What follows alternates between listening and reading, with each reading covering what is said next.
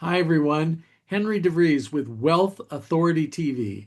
This is the show where we help wealth authorities, those financial advisors and wealth managers, improve their practice, improve their lives, improve the lives of others.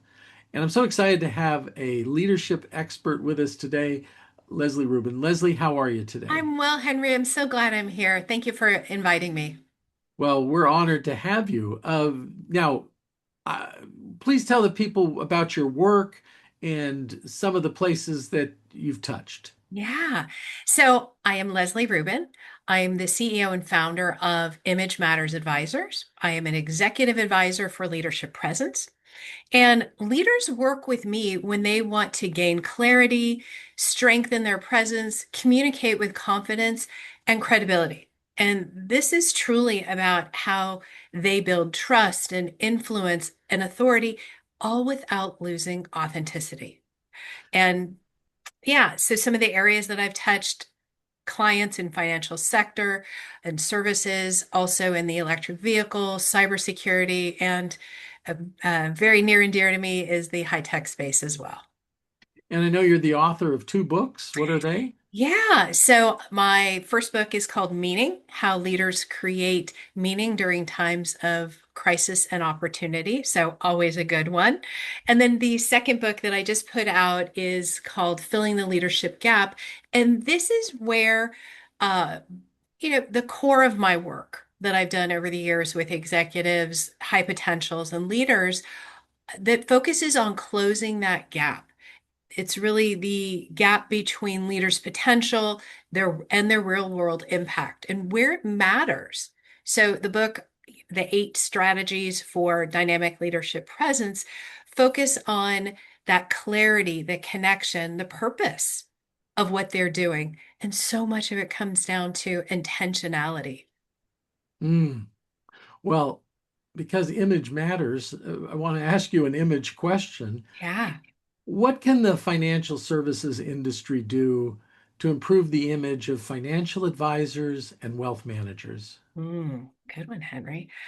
So I think of this not only having financial advisors, and thank goodness they're doing me right, is advisors need to show up to be ready to listen. I think they're in this position where they want to communicate and they want to give that great input. But really, this is, showing their technical expertise or showing their investment acumen or expertise. They really need to listen.